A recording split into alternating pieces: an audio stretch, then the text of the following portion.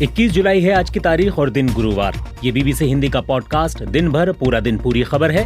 मैं हूं मोहम्मद शाहिद और मेरे साथ हैं अंजुम शर्मा। श्रीमती द्रौपदी मुर्मू को मिले हैं 1349 और श्री यशवंत सिन्हा जी को मिले हैं 537 वोट। द्रौपदी मुर्मू भारत की पहली आदिवासी राष्ट्रपति बनने के बेहद करीब पहुंची। जानेंगे द्रौपदी मुर्मू के पैतृक गांव के लोग उनसे क्या चाहते हैं। हमारे अस्पताल में कोई गायनिक डॉक्टर नहीं है, सिर्फ एक MBBS डॉक्टर है, आयुष डॉक्टर है, स्टाफ नर्स नहीं है, फार्मासिस्ट नहीं है। आज अगर बीमार पड़ गया तो हम लोग सीधे हाटबदरा या तो रायरंगपुर अस्पताल जाना पड़ता है। आखिर किस तरह की राष्ट्रपति हो सकती हैं द्रौपदी मुर्मू, इस विषय पर भी होगी चर्चा। राष्ट्रपति तानाशाह बनना चाहता है या वो रबर स्टाम्प है, इसकी व्याख्या हम और आप नहीं करेंगे, इसकी व्याख्या संविधान में होगी। सुनेंगे 90 साल की एक बुजुर्ग हिंदुस्तानी महिला को जो 75 साल बाद पाकिस्तान में अपने घर पर पहुंची। होंगी खेल की भी खबरें, लेकिन सबसे पहले जानते हैं देश और दुनिया के पूरे दिन का हाल अंजुम शर्मा से।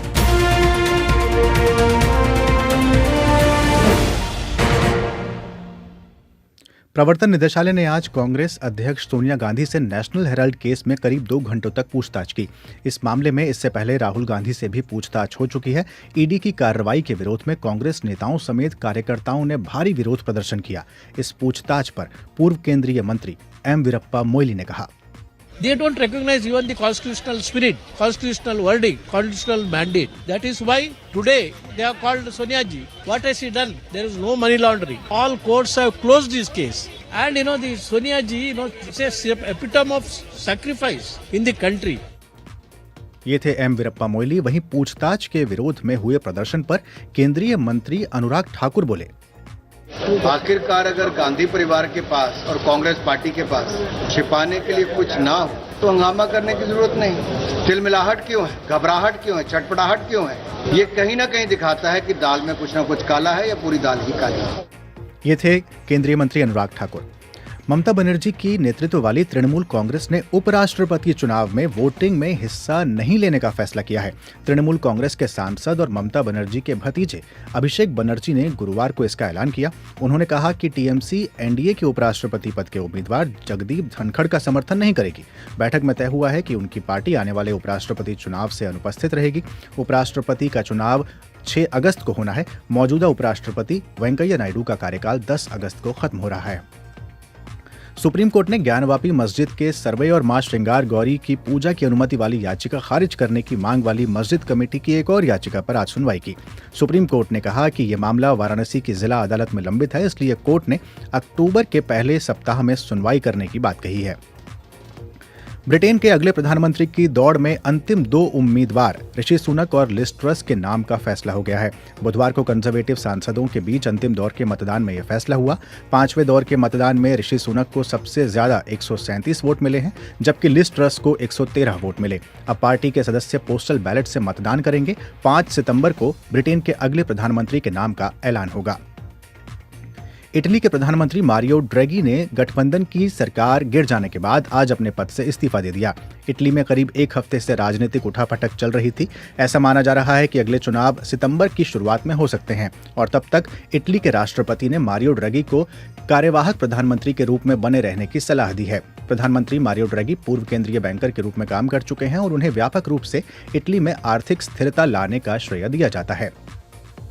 यूरोपीय सेंट्रल बैंक ने बढ़ती मुद्रास्फीति से निपटने के लिए अपनी ब्याज दरों में 0.5% को बढ़ाने की घोषणा की है। 11 साल में इस तरह की यह पहली बढ़ोतरी देखी गई है। उच्च ब्याज दरें बढ़ती कीमतों को कम करने का काम करती हैं, हालांकि इससे आर्थिक विकास प्रभावित होने का खतरा भी रहता है। और नॉर्ड स्ट्रीम 1 पाइपलाइन के जरिए एक बार फिर रूस से यूरोप में गैस की आपूर्ति शुरू हो चुकी है। पाइपलाइन को कुछ समय के लिए मेंटेनेंस के लिए बंद कर दिया गया था और आशंका जताई जा रही थी कि इसे फिर से चालू नहीं किया जाएगा। रूस ने यूक्रेन को समर्थन देने वाले देशों पर दबाव बनाने के लिए गैस का इस्तेमाल किया था। हालांकि रूस अभी भी पहले के मुकाबले कम स्तर पर गैस का निर्यात कर रहा है। इस बीच रूस ने राष्ट्रपति पुतिन के स्वास्थ्य के बारे में लगाई जा रही अटकलों को खारिज करते हुए इसे अफवाह बताया है। रूस के प्रवक्ता ने दावा किया कि यूक्रेन, अमेरिकी और ब्रिटिश मीडिया राष्ट्रपति पुतिन के खिलाफ झूठी खबरें फैला रहे हैं।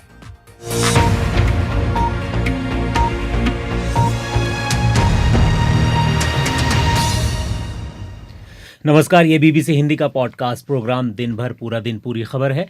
हमारा ये प्रोग्राम हफ्ते के 7 दिन शाम 7:30 बजे bbchehindy.com के लाइव पेज के साथ साथ बीबीसी हिंदी के फेसबुक और यूट्यूब चैनल पर लाइव ब्रॉडकास्ट होता है। इसे आप बीबीसी हिंदी वेबसाइट के पॉडकास्ट सेक्शन में कभी भी सुन सकते हैं।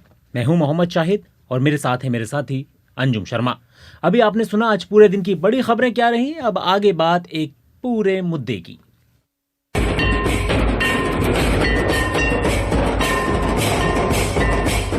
तो अंजुम, ये जो जश्न हो रहा है ये देश के नए राष्ट्रपति के पैतृक घर के बाहर हो रहा है। अभी आधिकारिक तौर पर ऐलान नहीं हुआ है, लेकिन ये देश की पहली आदिवासी राष्ट्रपति होंगी द्रौपदी मुर्मू। जब आज संसद भवन में राष्ट्रपति चुनाव की काउंटिंग शुरू हुई अंजुम, तो वहां से तकरीबन 1500 किलोमीटर दूर ओडिशा के रायरंगपुर में इस चुनाव की एनडीए की उम्मीदवार द्रौपदी मुर्मू के ओडिशा के घर के बाहर ये जश्न हो रहा था। इसके अलावा कई जगहों पर और जश्न शुरू हो गया है और कहा जा रहा है कि बीजेपी बड़े स्तर पर एक जश्न की तैयारी कर सकती है। तो जो पहले चरण की मतगणना थी उसमें क्या हुआ, जरा बताएं। दरअसल शायद पहले चरण की मतगणना के बाद मुर्मू को सांसदों के 540 वोट मिले थे और उनके जो करीबी प्रतिद्वंदी और विपक्ष के उम्मीदवार यशवंत सिन्हा हैं उन्हें मिले थे 208 वोट। अगर इन वोट की वैल्यू की बात करें तो मुर्मू तकरीबन 2,33,000 वोटों से आगे थीं। इसमें दिलचस्प बात यह भी है शाहिद कि रिटर्निंग ऑफिसर पीसी मोदी ने बताया कि इस काउंटिंग के दौरान 15 वोटों को अवैध भी घोषित किया गया। हमने कुछ दिनों पहले शाहिद एक पॉडकास्ट किया था जिसमें बताया था किस किस आधार पर अवैध हो सकता है, तो उसी मामले में मुझे लगता है कि कुछ सांसदों ने प्रेफरेंस ना दिया गया हो या पेन का इस्तेमाल दूसरा किया हो, किसी और रंग का पेन का इस्तेमाल किया हो। तो ये तो हुई अंजुम पहले चरण की बात। दूसरे चरण की काउंटिंग भी हुई और वो उसकी जानकारी दी गई। उसमें भी मुर्मू आगे रहीं और इस दौरान 10 राज्यों के बैलेट पेपर को गिना गया और कुल वैध वोट जो थे वो 1886 थे, जिसमें से मुर्मू को 1349 वोट मिले, वहीं सिन्हा को 537 वोट मिले, जिससे साफ है कि सिन्हा बहुत पीछे हैं और मुर्मू की जीत लगभग तय है। तो दूसरे राउंड की काउंटिंग के बाद पीसी मोदी ने क्या कहा, जरा सुनते हैं। जो पहले आपको सूचना दी गई थी संसद के बारे में, उनको अगर मिला लें तो टोटल वैलिड वोट्स हैं 1886 और उनकी वैल्यू है 6,73,175। उसमें से श्रीमती द्रौपदी मुर्मू को मिले हैं 1,349 जिनकी वैल्यू है 4,83,299 और श्री यशवंत सिन्हा जी को मिले हैं 537 वोट जिनकी वैल्यू है 1,79,800। तो अंजुम, जैसा बता रहे थे रिटर्निंग ऑफिसर, जो मुर्मू है उनको 4 लाख से अधिक वोट हैं और सिन्हा के 1 लाख से अधिक वोट हैं, यानी 3 लाख से ज्यादा का फासला है। तो अभी आधिकारिक घोषणा नहीं हुई है, लेकिन शायद जीत के बेहद करीब पहुंच चुके हैं। बिल्कुल। और द्रौपदी मुर्मू जो है मूल रूप से ओडिशा की रहने वाली हैं। हम सब जान चुके हैं, उनका घर मयूरभंज में है, झारखंड की राज्यपाल रह चुकी हैं, ओडिशा की मंत्री भी रह चुकी हैं और उनका जो पैतृक गाँव है वो रायरंगपुर तहसील से 25 किलोमीटर दूर है, जिसका नाम है ऊपर बेरा। तो अंजुम, ऊपर बेरा गांव में जो है वो खुशी का माहौल है। वहां के लोगों को अब नई राष्ट्रपति मुर्मू से बहुत सी उम्मीदें हैं क्योंकि वो उनके गांव की ही हैं। शायद किसी के भी गांव का कोई व्यक्ति अगर ऊंचे पद पर पहुंचता है, और ये तो संवैधानिक पद है जो सबसे ऊंचा पद है, अगर वहां पहुंच जाए तो क्या ही मतलब माहौल होगा, ये सोचने वाली बात है। जाहिर सी बात है। तो इसी माहौल को, जो आपने बात कही, इसी माहौल को भांपने के लिए हमारे सहयोगी संवाददाता रवि प्रकाश उनके गाँव पहुंचे और वहां से आंखों देखा हाल बताया है। ऊपरबेरा गांव के मिडिल स्कूल में सफ़ेद कमीज और नीली पैंट पहने लड़कों और आसमानी समीज और सफ़ेद सलवार पहनी लड़कियों की टोलियां अलग अलग कक्षाओं में पढ़ाई कर रही हैं। यह वही स्कूल है जहां कभी द्रौपदी मुर्मू ने पढ़ाई की थी। द्रौपदी मुर्मू भारत की राष्ट्रपति बनने वाली हैं। इससे पहले वे अपने इलाके रायरंगपुर की विधायक, ओडिशा सरकार की मंत्री और झारखंड की राज्यपाल भी रह चुकी हैं। फिर भी उनके गांव के लोगों की अपनी दिक्कतें हैं। डिजिटल विलेज में जितना सुविधाएं मिलना चाहिए था वो सब हमको नहीं मिली है। हमारे अस्पताल में कोई गायनेक डॉक्टर नहीं है, सिर्फ एक MBBS डॉक्टर हैं, आयुष डॉक्टर हैं, स्टाफ नर्स नहीं है, फार्मासिस्ट नहीं है। आज अगर बीमार पड़ गया तो हम लोग सीधे हाटबदरा या तो रायरंगपुर अस्पताल जाना पड़ता है। गाँव की वह चाहते हैं कि उन्हें उनके घर में ही नौकरी मिल जाए, इसके लिए बाहर नहीं जाना पड़े। हम लोग का जैसे गांव का युवा लोग हर एरिया में, तो लोग को क्या होता है ना कि नौकरी के लिए दूर जाना पड़ता है। कुछ भी अपने एरिया में जो डेवलपमेंट का जो जितना भी संस्थाएं हैं उसमें अगर थोड़ा बहुत कम सैलरी में भी अगर कोई नौकरी लग जाता है तो घर में भी देख पाएंगे, अपना करियर भी बना रहेगा। ऊपरबेरा गांव में कोई कॉलेज नहीं है। इसके लिए युवाओं को 20 किलोमीटर की दूरी तय करके रायरंगपुर या बादाम पहाड़ जाना होता है। 20 किलोमीटर है। पहले तो हम साइकिल में जाते थे, इसके बाद पैसा होता है तो हम ऑटो में जाते हैं, वरना साइकिल से पहले जाती हूँ। इसके बाद वहाँ से जाती हूँ कादवानी तक, उसके बाद वहाँ से बस में जाती हूँ। ऊपरबेरा गांव झारखंड राज्य की सीमा से सटा हुआ है। यह मयूरभंज जिले के कुसुमी प्रखंड का हिस्सा है। यूं तो इस गांव में बिजली, पानी और सड़क जैसी बुनियादी सुविधाएं पहले से उपलब्ध हैं, लेकिन गांव के एक हिस्से में बिजली के बल्ब तब जल सके जब एनडीए ने द्रौपदी मुर्मू को राष्ट्रपति पद के लिए अपना उम्मीदवार बनाया। अधिकारियों का दावा है कि विकास का कोई काम अब यहाँ नहीं रुकेगा। पहले से जो मेन गांव है, जो रेवेन्यू विलेज है, वहाँ पहले से ही बिजली का प्रोविज़न है, लेकिन कुछ जो हैमलेट्स है, जो बाद में कुछ घर बने हैं, तो उसके लिए प्रोविज़न करने के लिए थोड़ा टाइम लगा। उसका तो प्रोविज़न अभी हो गया है और अभी प्लान है कि जहाँ जहाँ बिजली का अभी प्रोविज़न करना चाहिए वो सब भी बहुत जल्द ही प्रोविज़न किया जाएगा। द्रौपदी मुर्मू का जन्म खपड़ियाल घर में हुआ था। अब उसके बाहरी हिस्से में पक्की दीवारों वाला 2 मंजिला मकान है, लेकिन उनके बचपन वाले कमरे अभी भी पुरानी हालत में रखे गए हैं ताकि उनकी यादें कायम रहें। इस घर में अब उनके भाई की बहू रहती है। उनको पानी वाला खाना पखल, हम लोग का भाषा में बोलते हैं पखल, और सब साग सब्जी, आलू चोखा सब पसंद करते हैं। राष्ट्रपति बनने जा रहा है, हम लोग बहुत खुश हैं। यह उत्साह उनके स्कूल के बच्चों में भी है। मेरा नाम है तनुश्री विरवा। वो इसी गांव में स्कूल में पढ़ाई कर रहे थे। वो पढ़ाई करके वो आज भारत देश का राष्ट्रपति बनने जा रहे हैं। हम भी उनके स्कूल में यहाँ पे पढ़ रहे थे, वो हम पढ़ के बहुत अच्छा महसूस कर रहे हैं। गांव की कुछ सड़कें आज भी कच्ची हैं। आज़ादी के 75 साल बाद भी ऊपरबेरा गांव के दर्जनों गरीब एक अदद पक्की छत का सपना देख रहे हैं। मैं उड़ीसा राज्य के ऊपरबेरा गांव में हूं, जहां के लोगों की अपनी उम्मीदें हैं, अपनी समस्याएं हैं, अपनी ज़रूरतें हैं, और गांव के लोग उन्हीं ज़रूरतों, उम्मीदों और समस्याओं पर बात करना चाहते हैं। लेकिन इसके साथ ही एक प्राइड फीलिंग है, एक गौरव की अनुभूति है कि पहली बार रायसीना हिल्स पर बने राष्ट्रपति भवन में कोई आदिवासी राष्ट्रपति।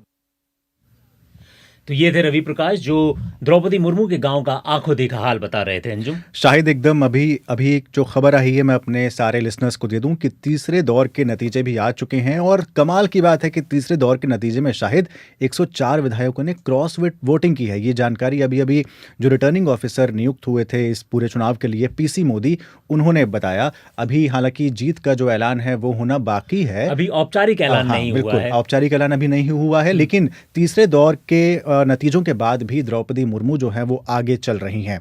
आपको बता दें कि सुबह 11 बजे से ये शुरू हुआ था, यानी वोटों की गिनती का जो सिलसिला है, और पार्लियामेंट हाउस के रूम नंबर 63 में ये चल रहा है। और ये आपको जानकारी स्पोक्सपर्सन ECI यानी इलेक्शन कमीशन की तरफ से सुबह सुबह दे दी गई थी।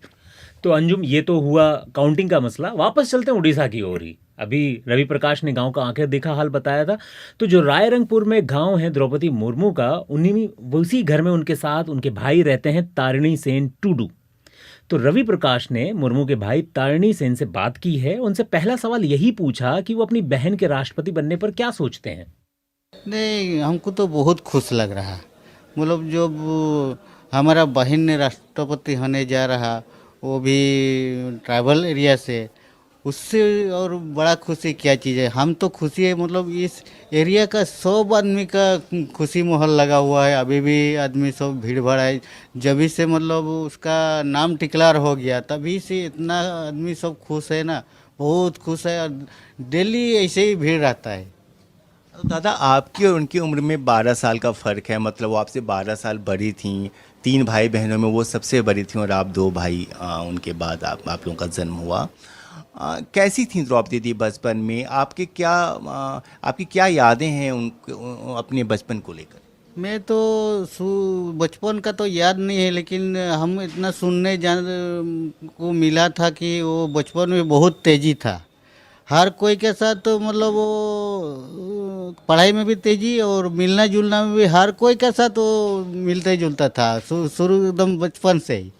और गांव में एक ही लड़की पहले था ना, हमारा ये में वंश में, इसीलिए उसको 100 आदमी आधार करता था।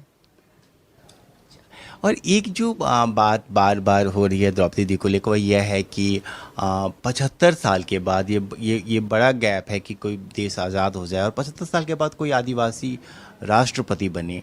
इसको लेके जो प्राउड जो फील कर रहे हैं आदिवासी, इस मुद्दे पे आप क्या कहना चाहते हैं? बस इसमें तो बहुत खुशी है, मतलब 100 आदमी का माहौल, मतलब इतना 75 साल का बाद एक आदिवासी महिला को जब राष्ट्रपति के लिए चुना गया है, उससे खुशी बात और क्या हो सकता है। सब मतलब आदिवासी का मन में 100 आदमी का खुशी है और हम लोग को तो बहुत ज़्यादा खुशी है। अच्छा, रायरंगपुर के जिस घर में मैं आपसे बात कर रहा हूँ, यहाँ पर मैं देख रहा हूँ कि द्रौपदी जी की कई सारी तस्वीरें लगी, आप उनके साथ यहाँ पर रहते हैं। क्या उनको पसंद है, क्या खाना वाना, कैसे उनका दिन कटता है, क्या पूरा रूटीन पूरे दिन का उनका कैसा रहता था जब वो राज्यपाल बनने के बाद यहाँ आ गई? तो नहीं, उसका रूटीन तो मतलब वो जल्दी सो जाते हैं 9 बजे का लगभग, उसका बाद 3 बजे उठ के फिर मेडिटेशन वगैरह करता था, उसका बाद 4:30 बजे से वो मॉर्निंग वॉक जा रहा था, आने का बाद वो नहा धो के फिर वो योगा वोगा करता था 10:30 बजे तक, उसका बाद ही टिफिन उपिन करते थे। अब क्योंकि वो राष्ट्रपति बनने वाली हैं, 25 तारीख को उनका शपथ ग्रहण हो जाएगा, क्योंकि 24 तारीख को रामनाथ कोविंद साहब का कार्यकाल खत्म हो रहा है, तो आपने क्या दिल्ली जाने की योजना बनाई है? आप कब मिलना चाहते हैं उनसे, क्या बात करना चाहते हैं? ये तो रिजल्ट निकालने के बाद मैं दिल्ली जाने के लिए तैयार में हूँ, उसका बाद मिलूँगा वहाँ ओत में जाके। ये थे द्रौपदी मुर्मू के भाई तारिणी सेन टुडू, जिनसे बात कर रहे थे हमारे सहयोगी संवाददाता रवि प्रकाश। और हम अपने लिसनर्स को अभी जानकारी दे दें, अंजुम, जो अभी रिटर्निंग ऑफिसर हैं इस पूरे इलेक्शन काउंटिंग के, पीसी मोदी, उन्होंने जानकारी दी है कि जितने वोट अब तक द्रौपदी मुर्मू के मिले हैं उसकी वैल्यू है 5,77,777, और जो सिन्हा को मिले हैं उसकी वैल्यू है 2,61,062। और ये दिलचस्प है, हम बता दें कि अगर आपको राष्ट्रपति पद का चुनाव जीतना है तो आपको कुल वैल्यू जो वोट की होनी चाहिए वो 5,43,000 होनी चाहिए तकरीबन, और द्रौपदी मुर्मू को मिल चुके हैं वैल्यू 5,77,000। यानी शाहिद अगर देखें तो वो जीत के जो आंकड़ा था उसको पार कर चुकी हैं, जीत का आंकड़ा पार कर चुकी हैं, लेकिन अभी तक आधिकारिक घोषणा नहीं हुई है। ये माना जा सकता है कि वो जीत चुकी हैं। और आगे मैं आपको जानकारी दूंगा अब तक जितने राष्ट्रपति रहे हैं उनके बारे में कुछ बेहतरीन और दिलचस्प तथ्य बताऊंगा, लेकिन उससे पहले शाहिद ये जान लेते हैं कि आदिवासी महिला राष्ट्रपति पहली ऐसी आदिवासी महिला राष्ट्रपति होंगी, लेकिन क्या उनके ऐसे आदिवासी राष्ट्रपति बनने से आदिवासियों का उत्थान हो सकेगा? यही सवाल मैंने पूछा। वरिष्ठ पत्रकार राम कृपाल सिंह हैं और मैंने उनसे पहला सवाल ये पूछा कि राष्ट्रपति पद का ये चुनाव अगर द्रौपदी मुर्मू जीत जाती हैं तो इसके मायने क्या हैं?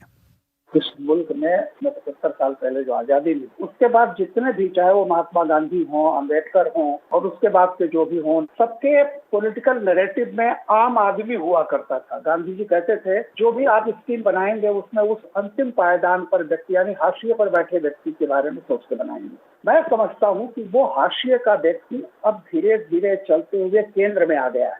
कोई भी चीज ऐसा नहीं होता कि पानी को आप गर्म करते हैं तो वो 99 डिग्री तक आपको पानी दिखता है, लेकिन अचानक वो 100 डिग्री पे भाप बनता है। तो हमेशा क्वांटिटेटिव चेंज आपको जो है वो क्वालिटेटिव में दिखाई नहीं पड़ता, वो सडनली एक लेवल पर जाकर के क्वालिटेटिव चेंज में बदलता है। आम आदमी को केंद्रीय सत्ता में लाना, उस पर बहस करना, ये अचानक नहीं हुआ है मुर्मू से। 2014 के बाद से आप देख लीजिए किस तरह से पद्मश्री पुरस्कारों का कैरेक्टर बदला है।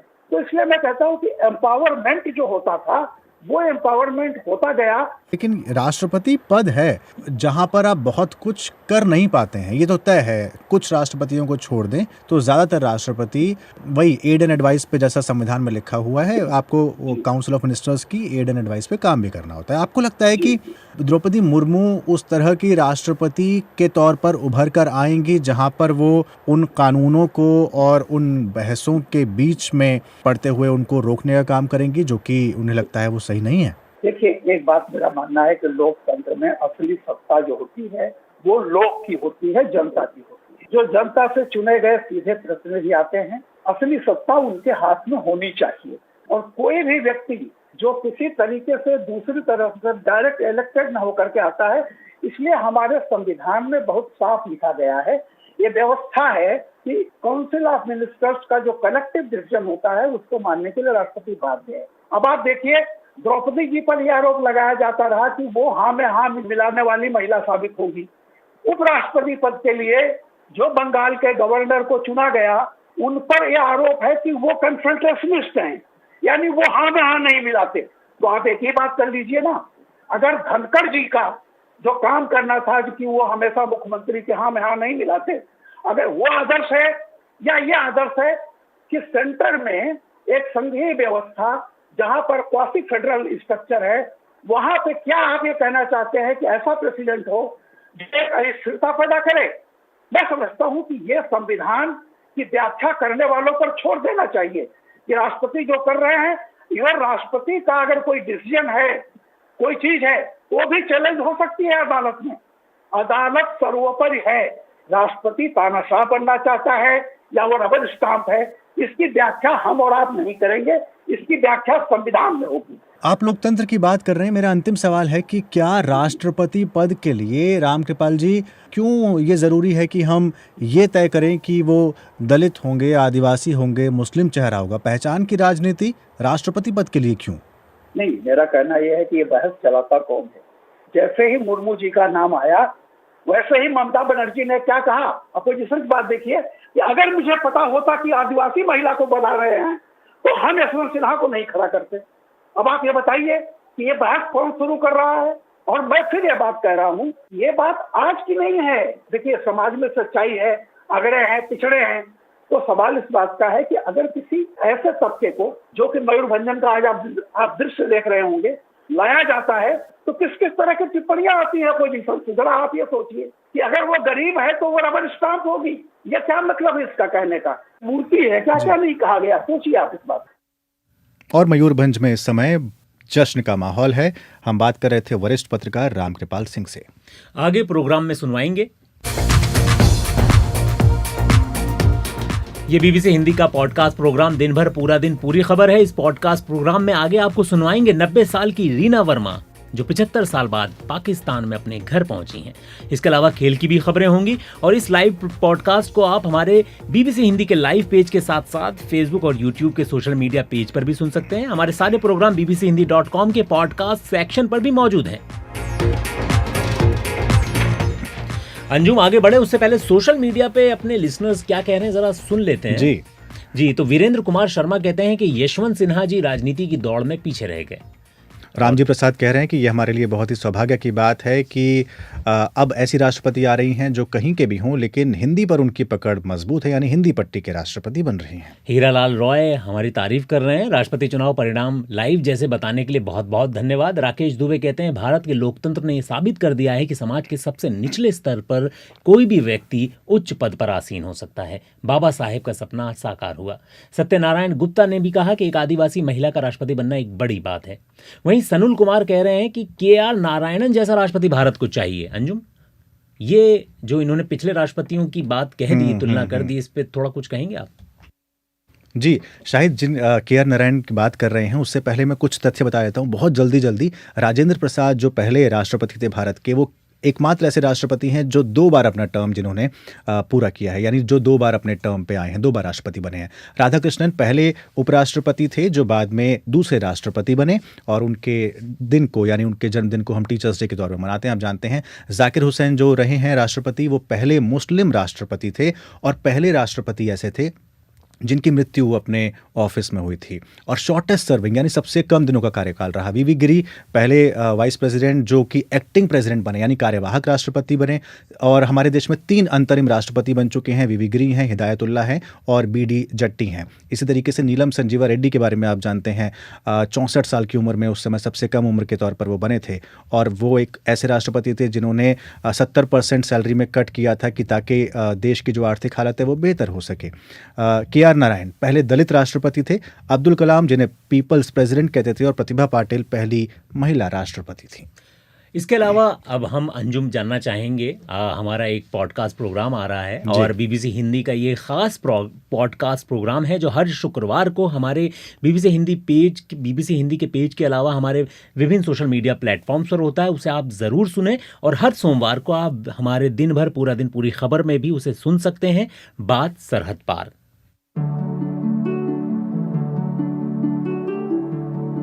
हेलो, नमस्कार, आदाब, मैं हूं रूपा झा।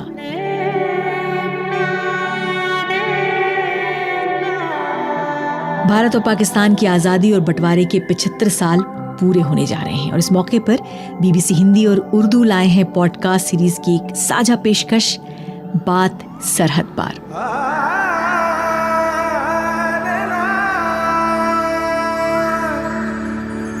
बात सरहद पार। दोनों मुल्कों के साझेपन में जो भी बातें बिसर गई हैं उन्हें याद में बुलाने का सिलसिला है ये पॉडकास्ट।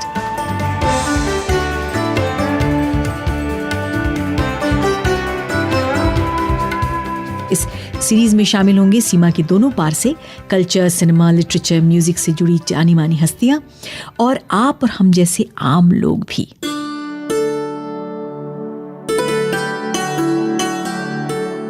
आज की तारीख में मुझे लगता है कि satire is actually really difficult because it is in direct competition with reality. मेरा घर ही तेरा पता भी है, तेरी आंखों में मेरा ख्वाब भी है। ਪੰਜਾਬੀਆਂ ਨੂੰ ਇੰਨੀ ਸ਼ਰਮ ਆਪਣੀ ਬੋਲੀ ਤੇ ਆਉਂਦੀ ਹੈ ਜਿੰਨੀ ਉਹਨਾਂ ਨੂੰ ਆਪਣੇ ਕਰਤੂਤਾਂ ਤੇ ਕਰਨੀ ਚਾਹੀਦੀ ਹੈ, ਲੇਕਿਨ ਅੰਦਰੋਂ ਪੰਜਾਬੀ ਪੱਕਾ ਆਲਾ, ਬਿਲਕੁਲ ਪੱਕੇ ਆਲਾ, ਤੇ ਦੁੱਖ ਵੀ ਸਾਂਝਾ ਤੇ ਜੁਗਤਾਂ ਵੀ ਸਾਂਝੀਆਂ, ਮੈਨੂੰ ਲੱਗਦਾ ਹੈ ਸਾਂਝੀ। सरहद के आर पार इन दो जबरदस्त फनकारों को सुनिए बीबीसी हिंदी और उर्दू की साझा पेशकश, बात सरहद पार। इंडिया से जाने माने writer, lyricist, satirist Varun Grover और पाकिस्तान से मशहूर डायरेक्टर सरमद खुसट के बीच। हर शुक्रवार बीबीसी हिंदी और उसके सारे सोशल प्लेटफॉर्म्स के अलावा जियो सावन, स्पॉटिफाई और गाना ऐप्स पर भी, बात सरहद पार।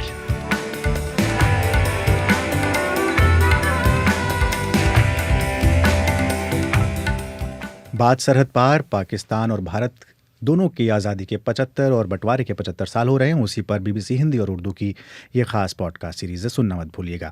चूँकि बात सरहद पार की हुई है तो सरहद पार एक और महिला पहुंची जिनकी उम्र 90 साल है। 75 साल बाद वो रीना वर्मा पाकिस्तान में अपने रावलपिंडी में अपने घर पे पहुंची और जब वो वहाँ पहुंची तो अपने घर को देखकर काफ़ी भावुक हो गई। पहुंचते ही उन्होंने वहाँ पर एक गीत भी गाया, सुन लेते हैं उनसे ये खास बातचीत। ये गलियां ये चौबारा, यहाँ आना है दोबारा, अब हम तो हुए परदेसी, हमारा यहाँ सब कुछ है, हमारा यहाँ सब कुछ है।